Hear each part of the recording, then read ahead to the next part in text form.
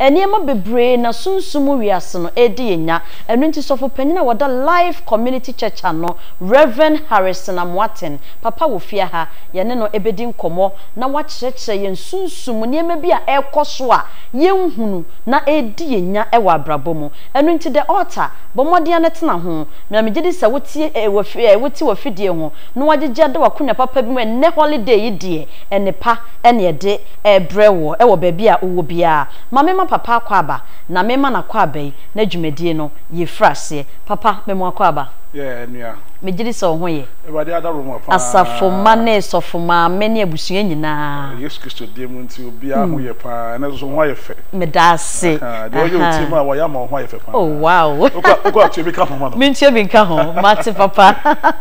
medase pa mamu akwaba yi die enne asem a ye ba bedwen ho anasa ye ba besua bibi afri afa ho no eye voice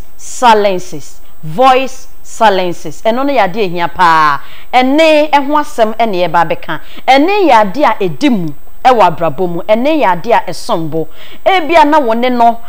honam fam hunhun fam no ye nhyadante wone papa wa ha wobedom sukwa amayen na ye hunu ene emfaso a ewo ene so ensunsuaso a ewo ewa abrabomu eno nti papa mamini kamisa sese ye ka se ene anase voice a de dikan no what is voice? Thank you very much. Me take voice not only from a dictionary perspective.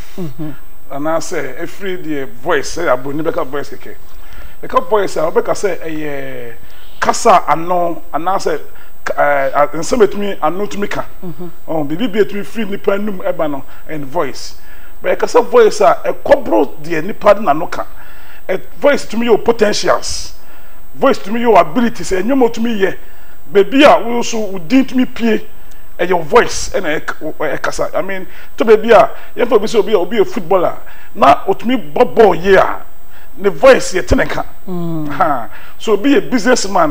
now. On also so what me your voice our honor. I say do baby now say you keep business the dinner yebo. Oh, about politics both say you want football man you bomb the MPP say. Among of everyone MPP more MPP for bebree but you nipa bia omo voice loud yeah so na Ashanti region say you can NDC you want crofobia omo voice loud we say bia ye nua honorable Joseph Yamin NDC mun they say Kumasi there uti Kumasi there on the voice loud our business mun so you crofo omo voice loud na asofodi mun so you crofo omo voice loud nti you voice na enye kasa wo kasa yake ni mum say bia bia wo share bia wo ye ebe peja na nipa to me ate ebasa na say o voice loud na chese sunsun so no ene ade a ehia pa enye kasa keke na momo ene na ye tie no ensunsun so a ewomu jo papa ye da se pa wo ma ye hunu ene emfaso e wo so ne eye anase ene ye kakrempa na se kire papa e ma ye hunu na ye mbisa se ye kasa ene anase voice ya eye ka ho asem ya emfaso bɛn emwa bɛn na yen atiasefoi anase ye ne ye tiase no ye nya wo ene so say wo checking of mo ye business obo hu say so be pensuata ontonsu yin su say nsu de nko nya sa pipe anom but nko photo brand yeah into because of awake me pe votic me pe we dey me advert more you dey aim for victory forward what you say wo pe man pa boato we don't say into also say me come into a baby can also pen pa boato pa na voice bi abon obi din bi aba now when your voice becomes louder so nipan ka say or people pe na udin na aba say be for say Ghana has say upe hotel upe say hotel no unya ho bia upe say akoda wa na hotel bia bo dream now that is a voice that is what I'm talking about and in the say udin pia uni pia ma unya faso ma nkrofo nti ma dia tonka na nipa so tonka uyeyi because ye di oni pensem ni pete won kan na de mpage bro that's right na de nkoso bro na de yedi eba na de ahoto ba and brother more na won near loud business mo near loud politics mo no na wo de yedi bro nti bre bia na won ne apie no na onkoso no mpuntuo so eba yo ene eyade a ehu hia emfaso pi na ewo ene so ebra ene no eba anase wone yete no abribia no na ediyedie empeja ene enkoso enso na ebrewo ene ye ka bibi afa ene ho na ene no a ye ka ho asem no yen nyina yenim se ene ne duru da bia eya ye nhyeda enti bi papa ne senti na reverend ofia ha ye di enkomo ene anopai ye bebi sasa ye ka se voice silences are woman ne hwan. That's right. But that's a plan. Oh say medical matter you say ene no enye say bia wa no ye cartoon. Keke. But ade bia wo ya e pejaw na ma onya ni onyam no your voice. Into say obi a footballer ball na or bono eno na ma ne voice ye tene nka. Into say BBC e wa brabom. Na say fe die ball na wo bono ye ntonka biu. Eye djuma na wo ye djuma krampo no ye ntonka wo djuma no biu. BBC ama afede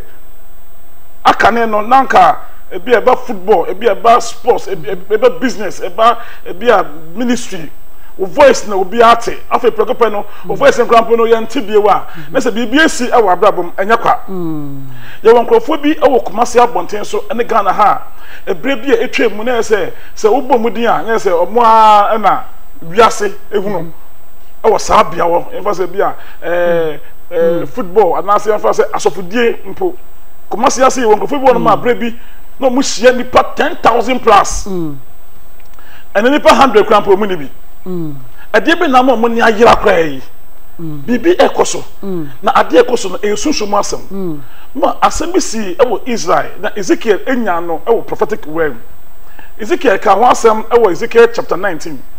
Ezekiel ka asem from 19 no 1 to 9 no o say mama bi no oyedata so sana Ezekiel kan o say mama no jata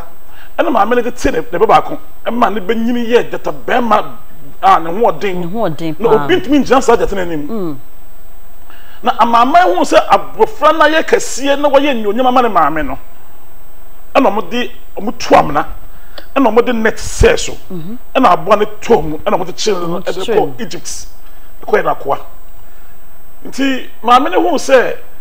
ne bana amabio no ena wo sa fa ne baba ko ena wo sa ti ono so ma ne be ye brani ma onya din ewo ne breso ena no so amama sa kabo mu tuamna ma no de net seso na afi abona na ni apega no omoma ye no so okoto amnem ena no so ye de ne ko share Babylon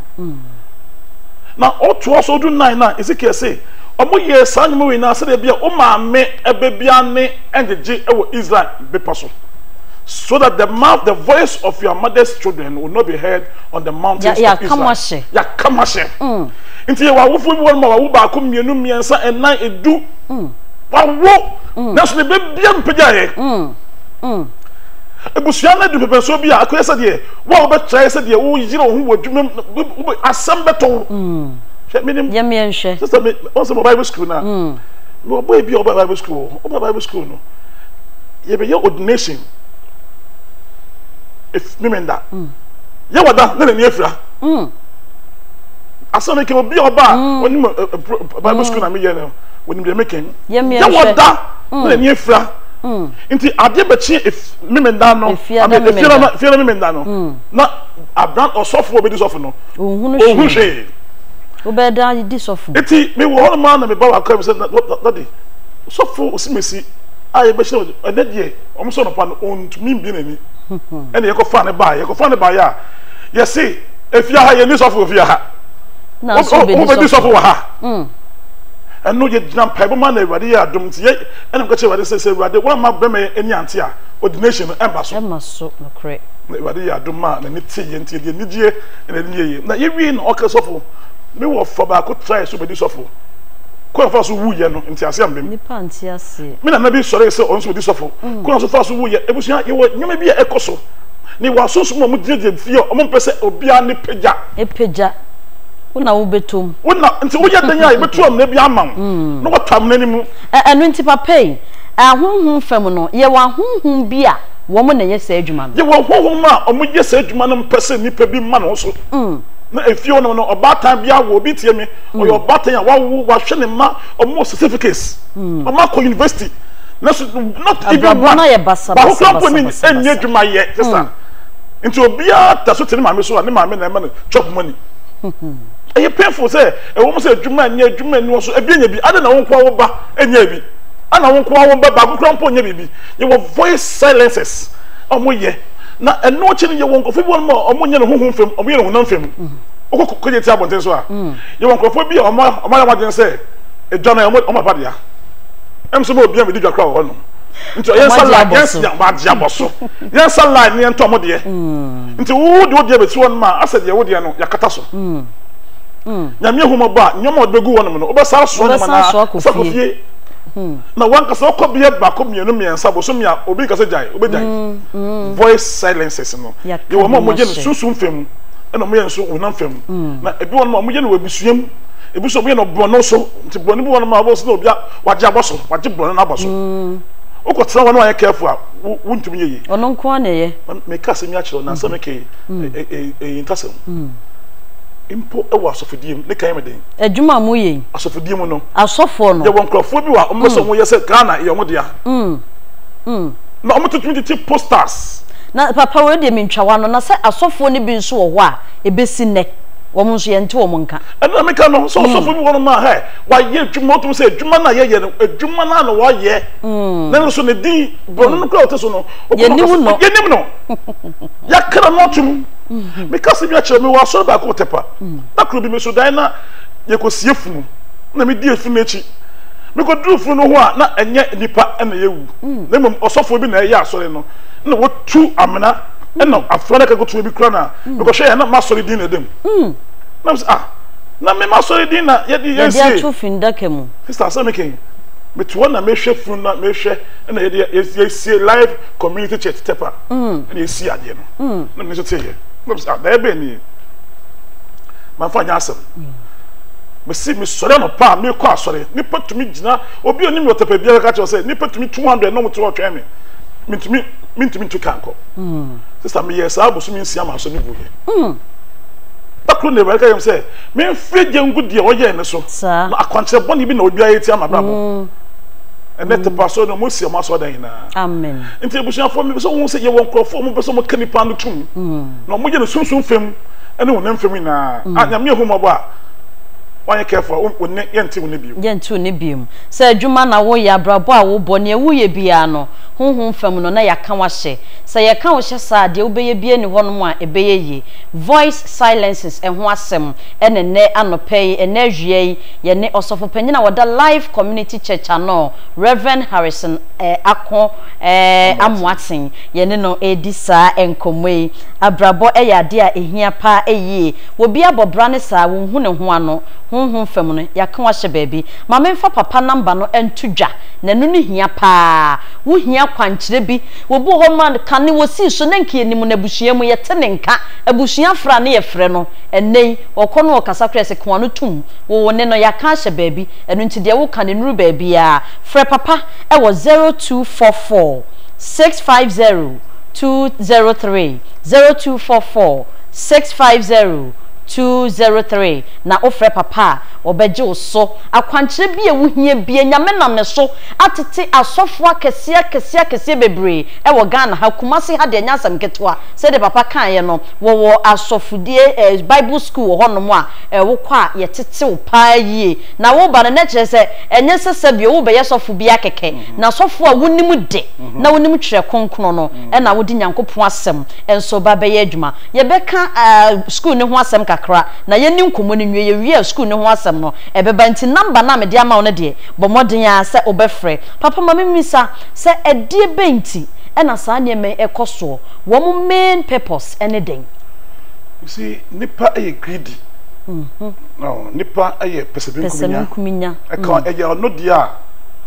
ebusuye bi won ma obekọ na mamefo miensa ne wo ba ko pi person no manko na kwa abotire na nka no maka no be som ne ma ade ba ko bi wa mani gi e wo bronfo poko bron memu a we kwa abotire no be fa ne nua beba no me fa ma me ba ne ma me so enyi ba ye akanfo bebre won ma wo bo akra ma me ne pese ne ma kwa abotire no mu di abotire kwani aba na mo maka no mo ba na mo sumo mo le ba hye wi a no awura ma de bia na se wo de wo man de o ma ya as donko e wo fie Into the obey be yama nipen or yama kata obey. But that was the main purpose of man for a year yes I mean no a year person come home a way and crop for me. Oh import oh a jume be a mono jume one ma a conon quanka on the ability to do with me more eh on the friend on Ajia Bosso media crumple even in your media work women you will one man they be an on TV on the TV so or Red TV3 no Red TV4 maybe it is also before be a boss with him. When should and to put ma and to put ma first no timudimpa and then one timudin yan from your poster yan from your tree. Abusia never saw here say enya kwa. Men you might that what ten encounter say she make us say it was so phobia or team and or yeah sorry our classroom. Now kusiana the be nyame nsa wona so no. Enso no obi ante denka. Voice silences. Omo tell na no omo yes because omo ye greedy. Omo ye nkofo a omo ni ebrade na e come nko anka wiase emedi omo nsem na nyom e omo de ya fine oba na ka otuske gu from na onu tuske gu from na wo from obema bi onipa bi otuske gu from se fa bia no onye papa o skani bi no otuske be ka hye from o skani bi no sister otuske de gu from se ko from da bi o kato ni nyam so so bi tuske gu from emfa wo sanka kan so fa na de so bua on first can to from self fa no correct obi bia o discuss from self no tugu na go for so avoid yo o to when you dey o de manyo nam na etwitwi from ono na eye ya eye papa na chese da ye sum no enema bi a ye ta ehu woda ye mu se ne wo ka woda ye de a enu nyame anya adoma nka asori enka ye bibio na chese da ye sum no nso krampo no ehu timi pie hunam fam ma ye nema bi eka hye mama ya kada ya once next time mama hu say da ye son no ye osunsuma etu kwan e university na go sua de aba e osunsuma it is your spirit that has traveled to the realms of the knowledge it is a realm of knowledge bia nimdie wo na I said the university na ko sua nimdie a etwam de ko so ene de eba nti da ye son no e wo na sem bebre wo ho na eno e too deep na ma obi an fa da ye son di agro anapedi de mesem ka cho bibia wo tim ni say so wo hu ho say ya ka woni ahye I say bia wan ko school I say bia woni ma de ne ye woni me ye but bi binti woni ntumi mpia en fa de ma say di agro na nyoma e ko so no enya se botoa enti akoba se ya ka obi ne sha nsunsun so be na eba wow nsunsun so bi ne say de ukra no de akane na wo no be free wonsa tie pa say first nanka be me bi na wo akoma ye say memma so memma na etoma wudie de be ma every gra be man ko afre na wonfa be ebusu mo ukra na wo ne first person a wo ko nya kru papa oba yire free wonsam wo na first no nipa kra ba won chen be di nim de ne nyansa e de ko bo bra ko ye business e be kra na wan kasa kra business no tum wo na wo chen kro for kwan ba afre de wo kra na si inti sawo so ne first one ye die na ewo nsem akane no enyu nsem bi two ebi also die wutumi ye pa no ye makwa montumi ye bi de wutumi ye ne obo nkwa ye se bi o ye bi da o sha ase na no ye ma ne kwan da na onye bi me ka cho prince and for kwa ye medical courses I doctorate degree there doctor there o ye doctor there Ghana there and che ye so obi awie school ntumi nye adwuma yari bi aka bi ahye na me ka story bi nchiro ewo Zimbabwe no osofo bi o kaseti ya Mugabe se Mugabe onye Mugabe na wonim de omo ye no omo ko pa abaye so no bi a se wa fe no mo manska na abaye di sofu pani na dada sofu pani no o ko pe hotel room bi di sofu pani ko se not no say video camera sisi bi ya set no set bi ya to sofu pani so ro no ho I share so much about your kama. No chia by yin sim chia kama. Na be only of obani chia na no. Na say bibia su twa a short life. Nti mu wie ya no so penin say nya preaching kwa no preaching. O ya de so. Ejuma bia so ya de. Pa. Every wo be sim ne osofo kasa. Ne ya kana no atum. Oh, nti abasa na nipa no mu de buo ma wo no. Ye mbu bi Debi. Ya fakwa bi so e katawa no si wonim kwan se de be ya be bia na akare na wo buo no uni bu nti obi bia wo se uni die bia to fam bibi kura efe unhu biu obi akwa brochira akwa ba first na okra na sebe wo na wo hwefie ene wo fa so fo na wo koba wo fa wo je one ya bro ta wo ni adona dia pepper wo na ta okra no di dokro di wo ba ne dia show so ba go bia o so fo nim se wo fa sin na we brem ejane gare ewia we brem koko anopa we so ni kunu mu ye say obema watna brochi several years after wo fa so fo na omo toto jani gare ni koko e de ma wonyo nyama to fom bibia ka no tom bibi ena ayi koso eni ko so transfer say ya abrabo ya abran sanet ye ana won ko abrabo ko yesa e bi firi adum ko adum no ana wo de ofiri adum ko biase Papa yedase ene awie wo ma yehu nyema bebre ni ate nyema bebre nso ase na de na mepese me hunu se enu nti se koba se yaka obi ni ahya yeba Reverend Harrison ako amoate nchen a papa edie na betimi aye edi aboa se ni yedase pa obi bia yaka wa hye bia che se de ekutia wo no ahodi ntumi wonko ahodi ntumi ntia so ahodi ntumi a ankasa de ntumi ahye wo so what I say bibi kutiawo na ye nso ka so shedem na bompa ye wa shedem ba bompa ye na still ade nko enye yi e te say wa ho odin sunsun from ho odin no entumi sa de no no nyame de odum ni achede ama ni prebebre odum achede nyame de che e bebre enko no entan dem nka say me nko me bompa ye to na ma na bra na ye nhia si ye hia wa edwade be fa ye so ye nhira de ama ti ha say me ene enimre say me ye asori e wo mass branch na e wo enkawie mem no atwema mem ene me ye all night e wo sa branch wo ne ewade boa kosiada anopa de me ba esuo bu ade no efia ukoda anopa me ba esuo bu ade no na me be so bi bia wo hu se ya gima de bia to fom na wo ba ne ye hwe de nyankopon ba ye me kase me ka dance dia bebre last month na ma me bi dia dance ye ma me so for 14 years me kunu jama wari akota Japan ye fe na be ma ne so mfi na me se ya mompe ne hwe de bade ba ye enne me kase wade ne yum se awade na egu ye no nyamnya kabo mama be ma ne yire enne ma ete faako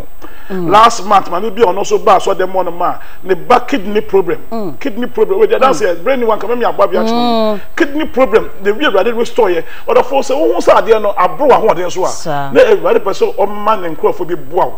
mama bi na da so traya utra to that hospital ko na say sa wo utra faako na bo mpaye no na wonyamu aya to anamon ko be bi to anamon o ko notcha obo say ya be refer to hospital yeah and so who to me your suffer to be ma so be to me ka say me je me say be ade we dey say me nua suffer bi boa sa and so who to na who say we ko Roman presby me ka say jawa sorry but ade na e koso no e bro so ma wa to na mo na ye nhia wo na ye hwe de ade be fa yen so aya ma wo na ho to wa wotunya go so nyankopon ye obi ka say jawa sorry sa obi ka say jawa sorry empire na say e ba bebo na ewia no ko so nyankopon obetumi kwa ko dia dance wa so dem mo no mo say ye nyankopon ti ase nyankopon da so ye papa nyankopon ti ase a ye nyankopon woda so a eye adwuma me pese o ka bibi kakra bi efa bible school ne ho na afa ye de wachira kwan no etudwa na ahwefo a wo mo hwe ye nso no obi etimi eti ho anamon but that's a point bible school am running for 10 years ni but it is for more than 600 Ghana nko a me obi Benin me obi Nigeria me obi Sierra Leone me obi e Liberia na bible school no de ewrade efa so emeyen say obi bia urem nyame afrew anase okro akoma so beso nyame adwuma wo beso youth leader Sunday school teacher safo ina na be kire mo nyoma bi a eboa ma osua na wo hunu how a church administration church planting yesua church doctrines no e ba kwa 10 a brain one my bobo ni na dia chiro ye wi a ye be chiro missions ye be chiro discipleship ye be chiro how we preach how we teach so that now we preaching bia we so for no untwahwe we will have time and teach those things 6 months within 6 months no we here no one so makwa say show so for ye be hye wo sa so no ka say young graduate so ye be graduate ye dia edwa ma so no yo abusiafo ne ahwefo asabre mo hwe ye aha eye Garden City Television the altar jumedie na sabre wugusu a wo hwe ye ne Reverend Harrison Akwamoaten a wada Life Community Church ano na edi nkomo ene anopei na medine kira kwan no chidwa mawo enu nti hye ne nso pa owo Kumasi he ya esu yebu a IPT wodi wani kire nyankire ne ase kwan no so a Second Junction eho na papa wo nyankire ne kwan so Second Junction tu do IPT a fo ni kire nyankire ne kwan so Second Junction ho a na be hu Life Community Church ko na ne asafui enkobom ensom anasa kwankire empaibo bi ewuhia bia no wo ko ho no ma nyankopon enam ne difo so wo beye ensura papa number ni nie 0244 650 203 0244 650 203 wo frɛ papa wo bejo so enche bia na ye mbre no aso enu ntimi nko papa nchen papa asembe na de twato ama ahwefo ene awie